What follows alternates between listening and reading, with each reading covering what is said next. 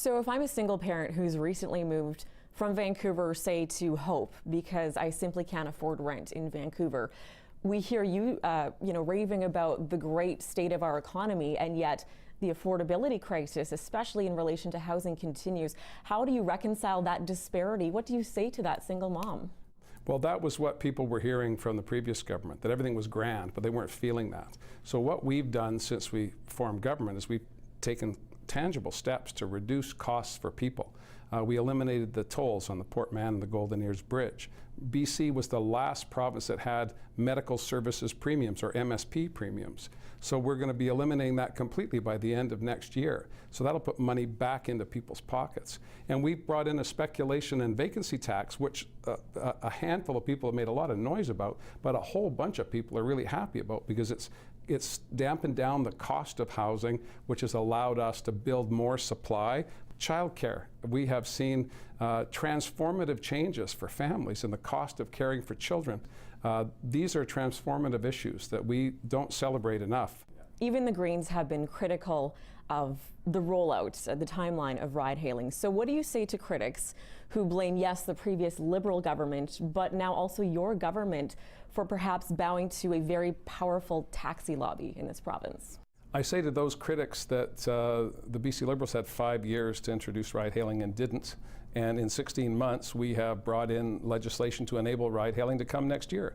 That people can quibble about timing, people can quibble about regulations, but I think the public wants to know that when they get in a vehicle, whether it's a taxi or a ride-hail vehicle, that the driver has been trained appropriately, has an appropriate license to carry passengers, and has had a criminal record check. Pretty basic stuff. So I appreciate the critics want to be critical, but I am proud that we were able to get something done that the previous government couldn't do in half a decade. Now, the suspension scandal, the day after the two were suspended in the hallways of the legislature, there was a chorus from David Eby, from Mike Farnworth, from yourself of, "We can't comment, there is an active criminal investigation." Is that not a bit of a crutch, or at least from an optic standpoint to the public? Is that really good enough to just have that as a simple go-to answer? Well, it's not just a go-to answer. You don't want to corrupt the integrity of the investigation. It's a matter of appropriate behavior for political representatives to not interfere or intervene in a criminal investigation. And that's what's underway now. This, I don't know the details. I haven't asked, because I shouldn't be, even if I did ask, I wouldn't be told.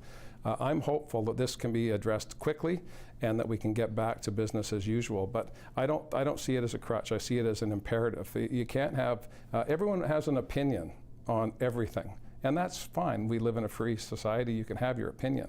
But I have a higher responsibility as the head of the government to not violate anyone's rights by interfering in an investigation. And I'm going to stick with that.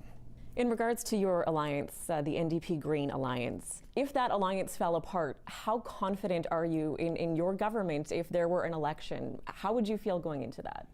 Well, I'm certainly not looking for an election. I don't think the public of BC is looking for an election. Partisans, Liberals are unhappy, and that's fine. New Democrats were unhappy when the Liberals were in power. That's the nature of partisanship.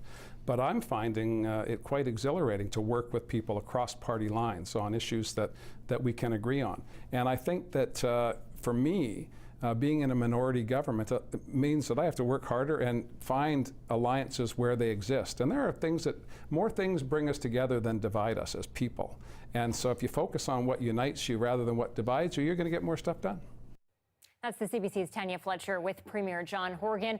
I want to mention that interview was recorded December 4th before the results of the electoral reform referendum were released.